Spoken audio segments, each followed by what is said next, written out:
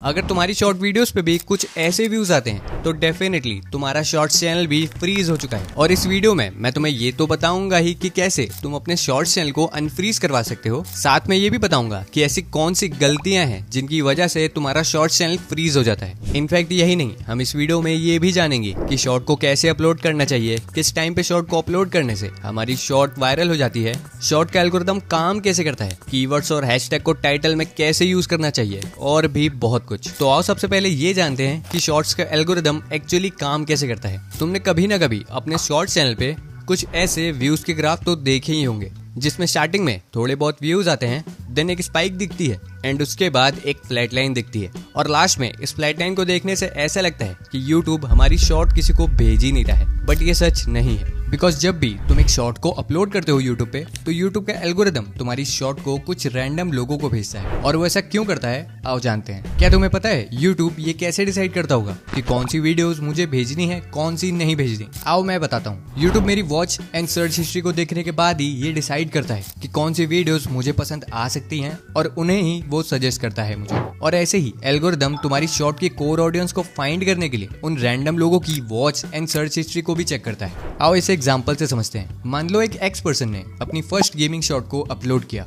And YouTube के algorithm ने short की ऑडियंस को फाइंड करने के लिए उसे इन 4 पर्सन्स को भेजा, जिसमें से पर्सन ए जो बस कुकिंग से रिलेटेड वीडियोस देखता था, पर्सन बी जो बस न्यूज से रिलेटेड वीडियोस देखता था, पर्सन सी जो बस फाइनेंस से रिलेटेड वीडियोस देखता था एंड पर्सन डी जो एक हार्डकोर गेमर था और गेमिंग से रिलेटेड वीडियोस देखता था। अब एल्गोरिथम ने जैसे ही पर्सन एक्स की शॉर्ट को पर्सन ए को भेजा तो पर्सन ए ने 1 सेकेंड के अंदर उस शॉट को स्वाइप अप कर दिया। अब एल्गोरिथम को ये साफ पता चल चुका था कि ये शॉट कुकिंग से रिलेटेड नहीं है, वरना पर्सन ए इसे स्वाइप अप ना करता। इसीलिए एल्गोरिथम अगली बार इस शॉट को पर्सन बी को भेजता है एंड अगेन पर्सन बी भी इस शॉट को स्वाइप अप कर देता है, बिकॉज ऑफ कोर्स ये शॉट न्यूज से रिलेटेड भी नहीं थी। एंड अगेन एल्गोरिथम को पता चल चुका है कि ये शॉट ना ही कुकिंग से रिलेटेड है और ना ही न्यूज से रिलेटेड। इसीलिए एल्गोरिथम ये सेम प्रोसेस तब तक करता है जब तक उसे पर्सन डी नहीं मिलता, बिकॉज जैसे ही एल्गोरिथम पर्सन डी को वो शॉट भेजता है तो पर्सन डी उस शॉट को पूरा देखता है और साथ में उस शॉट को लाइक भी करता है। अब एल्गोरिथम तुरंत पर्सन डी की वॉच एंड सर्च हिस्ट्री को चेक करता है और उन लोगों को भी ये शॉट भेजने लगता है जिन लोगों की watch and search history person D से मैच करती हो। अब अगर तुम अपने शॉट के इंप्रेशन वाले ग्राफ को देखोगे तो ओवरऑल ये ग्राफ फ्लैट ही दिखेगा, बट अगर तुम यहाँ लास्ट 7 डेज वाला फिल्टर लगा के देखोगे तो तुम्हें यहाँ साफ दिखेगा कि YouTube तुम्हारे शॉर्ट के इंप्रेशंस को भेज रहा है, बट वो थोड़ा स्लो हो गया है बिकॉज यहाँ YouTube पे एल्गोरिथम तुम्हारी शॉर्ट की ऑडियंस को फाइंड कर रहा है। इसीलिए तुम्हारी मोस्ट व्यूड वाली शॉर्ट का ग्राफ कुछ ऐसा दिखता है, बिकॉज जैसे ही एल्गोरिथम तुम्हारी शॉर्ट की ऑडियंस को फाइंड कर लेता है तो वो इंप्रेशन काउंट को बढ़ा देता है, just like your viral shot. But अगर तुम इस सीक्रेट ट्रिक को सही से यूज करोगे तो एल्गोरिथम तुम्हारी कोर ऑडियंस को फाइंड करने में बिल्कुल भी टाइम नहीं लगाने वाला। और वो कौन सी सीक्रेट ट्रिक है उसे जानने से पहले हमें ये जानना पड़ेगा कि वो कौन सी गलतियां हैं जिनकी वजह से तुम्हारी शॉर्ट का व्यूड इतना कम है। मैंने बहुत सारी वायरल शॉर्ट्स को देखा और मुझे उन सब में एक चीज कॉमन मिली। मैं तुम्हें यहाँ प्ले करके तो नहीं दिखा सकता, बट जो चीज मुझे सब में कॉमन मिली वो थी इन 3 टाइप्स के हुक, जिसमें फर्स्ट नंबर पे आता है शॉर्ट का थंबनेल, सेकंड पे आता है शॉर्ट का टाइटल, थर्ड पे आता है मोस्ट इंपॉर्टेंट शॉर्ट के स्टार्टिंग के कुछ सेकंड्स। टाइटल और थंबनेल के बारे में वीडियो के आगे बताऊंगा और साथ में ये भी बताऊंगा कि तुम्हें कैसे और कितने बजे अपनी शॉर्ट को अपलोड करना चाहिए। So stay tune. अभी जानते हैं क्या सही में शॉर्ट के स्टार्टिंग सेकंड्स इतने मैटर करते हैं कि किसी भी शॉर्ट को वायरल करा सके? तो इसका जवाब है हाँ। आओ इसे अच्छे से समझते हैं। मान लो मैंने एक शॉर्ट बनाई जिसमें मैं ये रिवील करने वाला हूँ कि मेरी टोटल YouTube की अर्निंग कितनी है, बट शॉर्ट के स्टार्टिंग में ही मैं ये बोल दूं कि गाइस चैनल सब्सक्राइब कर दो, वीडियो को लाइक कर दो, शेयर कर दो एंड ऑल। तो क्या जो मेरी शॉर्ट को पहली बार वॉच कर रहा होगा उसे इन 3-4 सेकंड्स के अंदर ये समझ में आएगा कि मेरी शॉर्ट का पर्पस क्या है? Of course not, right? लेकिन अगर तुमने ये चीज सही नहीं की तो तुम्हारी शॉर्ट कभी भी वायरल नहीं होने वाली, जो है तुम्हारी शॉर्ट की लैंग्वेज। हाँ सीरियसली, तुम्हारी शॉर्ट की लैंग्वेज तुम्हारी शॉर्ट को वायरल कराने में बहुत बड़ा रोल प्ले करती है। इमेजिन करो मैंने एक वीडियो बनाई हो जो सिर्फ इंडिया में रहने वाले लोगों के लिए हो, लेकिन उस वीडियो को मैंने स्पेनिश में रिकॉर्ड किया हो, तो क्या उस वीडियो को 100% इंडियंस देख पाएंगे? Of course not, right? इसीलिए कोई भी वीडियो बनाने से पहले ये जरूर जान लेना कि उस वीडियो की एक्चुअल ऑडियंस कहाँ की होने वाली है। लेकिन भाई हम ये पता कैसे करें कि हमारी मैक्सिमम ऑडियंस कहाँ की है? आओ मैं बताता हूँ। इसके लिए सिंपली अपना YT स्टूडियो ऐप ओपन करो एंड इस एनालिटिक्स वाले ऑप्शन पे क्लिक कर दो, देन इस ऑडियंस वाले ऑप्शन पे क्लिक कर दो। थोड़ा स्क्रॉल डाउन करने के बाद तुम्हें यहाँ जियोग्राफिक का ऑप्शन मिलेगा, उस पे क्लिक कर दो एंड इस 28 डेज वाले फिल्टर को लाइफ टाइम पे सेट कर दो। तुम यहाँ देख सकते हो मेरी 33% से भी ज्यादा ऑडियंस इंडिया की है। तो ऑफ कोर्स अगर मैं अपनी वीडियो की लैंग्वेज हिंदी रखूंगा तो नो डाउट 80 से 90% इंडियंस मेरी वीडियोस को आराम से समझ जाएंगे। लेकिन भाई क्या टाइटल और डिस्क्रिप्शन भी हमारी शॉर्ट को वायरल कराने में हेल्प करता है? वायरल ही नहीं, टाइटल और डिस्क्रिप्शन तुम्हारी शॉर्ट को अनफ्रीज कराने में भी काफी हेल्प करता है। आओ बताता हूँ कैसे। मान लो मैंने एक शॉर्ट बनाई हो जिसमें मैं माइनक्राफ्ट के गेम प्ले दिखा रहा हूँ, बट उसके टाइटल और डिस्क्रिप्शन में मैंने BGMI से रिलेटेड कीवर्ड्स और हैशटैग डाल रखे हो। तो अब भले ही मेरी वीडियो माइनक्राफ्ट से रिलेटेड थी, लेकिन यूट्यूब पे एल्गोरिदम उसे BGMI की वीडियोस देखने वाले लोगों को ही भेजेगा। इसका रीजन ये है कि यूट्यूब का एल्गोरिदम तुम्हारी शॉर्ट को नहीं, तुम्हारी शॉर्ट के मेटा डेटा को देखता है। और मेटा डेटा में आती हैं ये 3 चीजें, तुम्हारी शॉर्ट का टाइटल, डिस्क्रिप्शन और कीवर्ड। लेकिन भाई हमें हैशटैग्स और कीवर्ड्स को कितना यूज करना चाहिए अपने डिस्क्रिप्शन में? इसका कोई एग्जैक्ट नंबर नहीं है मेरे पास, बट मैं अपने एक्सपीरियंस से बताऊं तो तुम्हें 10 से 15 हैशटैग्स और 20 से 25 कीवर्ड्स का यूज तो करना ही चाहिए अपने डिस्क्रिप्शन में। और भाई टाइटल में कितने यूज करूं? टाइटल में मैं सजेस्ट करूंगा कि तुम 5 से ज्यादा हैशटैग्स का यूज मत करो, बिकॉज ज्यादा हैशटैग्स यूज करने से एल्गोरिदम भी कंफ्यूज हो जाता है कि तुम किस हैशटैग को टारगेट करना चाहते हो। दैट्स वाई मैं सजेस्ट नहीं करूंगा कि तुम 5 से ज्यादा हैशटैग्स का यूज करो। और भाई क्या सही में हैशटैग्स और कीवर्ड को यूज करने से हमारा शॉर्ट चैनल भी अनफ्रीज हो सकता है? इसका जवाब है हाँ, बिकॉज जब भी तुम हैशटैग्स और कीवर्ड्स को अपने टाइटल और डिस्क्रिप्शन में यूज करते हो तो एल्गोरिदम को काफी हेल्प मिलती है तुम्हारी कोर ऑडियंस को फाइंड करने में। बाय द वे अगर तुम भी ये मिस्टेक करते हो तो 100% चांसेस आर कि तुम्हारा शॉर्ट चैनल भी फुल्ली फ्रीज हो जाएगा। और वो क्या है बताऊंगा, लेकिन उससे पहले 1 मिनट के अंदर ये जानते हैं कि कैसे तुम्हें अपनी शॉर्ट को अपलोड करना चाहिए। सिंपली अपना यूट्यूब ऐप ओपन कर लो एंड इस प्लस वाला आइकन पे क्लिक कर दो। अब जो भी शॉर्ट तुम्हें अपलोड करनी है उसे सेलेक्ट कर लो यहाँ से एंड अब इस ऐड साउंड वाले ऑप्शन पे क्लिक कर दो। थोड़ा स्क्रॉल डाउन करने के बाद तुम्हें यहाँ टॉप साउंड्स का ऑप्शन मिलेगा।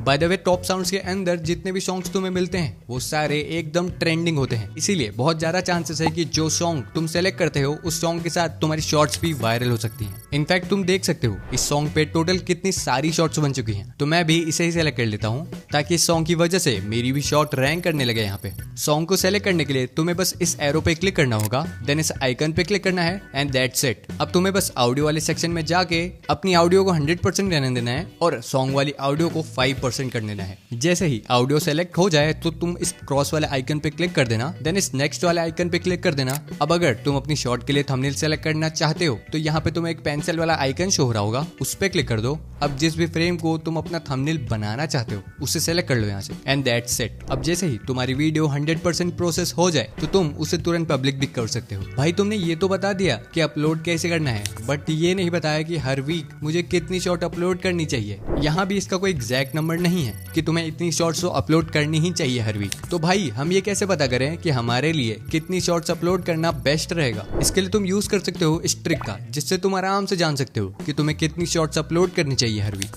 जिसका नाम है what's your making time. Simply तुम्हें बस ये नोटिस करना है कि तुम्हें एग्जैक्टली एक शॉर्ट को बनाने में कितना टाइम लगता है और इसी टाइम के हिसाब से तुम्हें अपनी शॉर्ट को अपलोड के लिए शेड्यूल करना है। आओ शॉर्ट में समझाता हूँ। मान लो मुझे एक शॉर्ट को बनाने में 1 दिन का टाइम लगता है। अब मैं इसमें 1 दिन और एक्स्ट्रा ऐड करूंगा ताकि मैं कंसिस्टेंटली वीडियोस अपलोड कर सकूं, बिकॉज तुम्हें भी ये बात अच्छे से पता है कि अगर तुम कोई काम बिना ब्रेक लिए करते हो और उसमें अच्छे रिजल्ट्स ना मिले तो तुम उस काम को ज्यादा दिन तक नहीं कर सकते, राइट? दैट्स व्हाई मैं अपने वर्किंग डेज में एक एक्स्ट्रा दिन ऐड करता हूँ, जिसको मैं बोलता हूँ ब्रीदिंग डे। ऐसे ही तुम भी अपनी मेकिंग टाइम को कैलकुलेट करके अपलोड्स को शेड्यूल कर सकते हो। जैसे मुझे अब ये पता चल चुका है कि मुझे हर वीक 3 शॉर्ट्स को अपलोड करना है। भाई ये क्वेश्चन है, मैंने अभी तक अपने शॉर्ट्स चैनल पे एक भी लॉन्ग वीडियो को अपलोड नहीं किया है, लेकिन मेरी शॉर्ट्स पे ठीक ठाक व्यूज आ जाते हैं। तो क्या मुझे अपने शॉर्ट्स चैनल पे लॉन्ग वीडियोस को अपलोड करना चाहिए? इसका जवाब है नहीं। मैं कभी सजेस्ट नहीं करूंगा कि तुम अपने शॉर्ट्स चैनल पे लॉन्ग वीडियोस को अपलोड करना स्टार्ट कर दो, बिकॉज शॉर्ट्स चैनल पे लॉन्ग वीडियोस को अपलोड करने से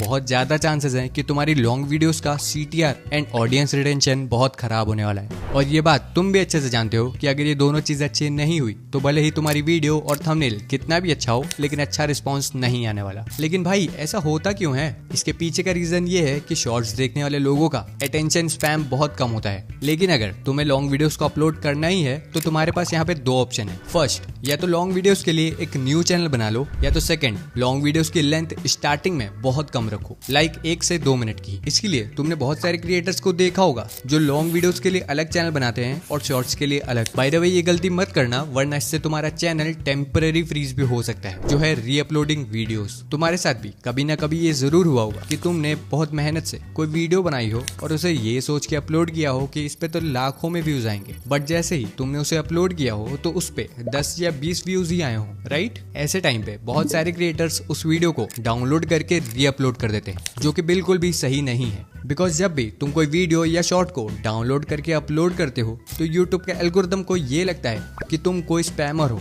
जो वीडियोस को बार बार रीअपलोड कर रहा है। डेफिनेटली तुम रीअपलोड कर सकते हो, बट जब भी तुम रीअपलोड करो तो उस वीडियो को डाउनलोड करके नहीं, ओरिजिनल वीडियो को ही अपलोड करना, और वो भी 1-2 दिन ब्रेक लेके। बाय द वे ये एक ऐसी मिस्टेक है जिसको अगर तुमने गलती से भी किया तो तुम्हारा चैनल परमानेंटली फ्रीज भी हो सकता है। लेकिन इसको जानने से पहले ये जानते हैं कि किस टाइम पे तुम्हें अपनी शॉर्ट को अपलोड करना चाहिए जिससे तुम ज्यादा से ज्यादा व्यूज गेन कर सको। मैं अपने एक्सपीरियंस से बता रहा हूँ, ये क्वेश्चन तुम्हारे लिए तब तक एक हेडेक बना रहेगा जब तक तुम्हारे अच्छे खासे सब्सक्राइबर्स और रेगुलर व्यूअर्स नहीं बन जाते। बिकॉज अगर मान लो मैं ये बोलूँ कि 10 शॉर्ट्स क्रिएटर हैं जो सेम शॉर्ट को अपलोड करने वाले हैं, वो भी फिक्स टाइम पे, लेकिन फिर भी उनमें से बस 1 या 2 के शॉर्ट पे ही व्यूज आएंगे, तो हाँ डेफिनेटली ये सुनने में बहुत अजीब है लेकिन ये सच है। यहाँ पे मैं इनडायरेक्टली ये बताना चाहता था कि शॉर्ट्स का एल्गोरिदम इतना खराब है कि भले ही तुम्हारी एक शॉर्ट पे 10 के व्यूज आ गए हो जिसको तुमने सुबह 10 बजे अपलोड किया हो, लेकिन 50% से भी ज्यादा चांसेस ये हैं कि तुम्हारी अगली शॉर्ट पे 0 व्यूज आएंगे भले ही तुमने उसे सेम टाइम पे अपलोड किया हो। वैसे ऐसा क्यों होता है मुझे ये तो नहीं पता,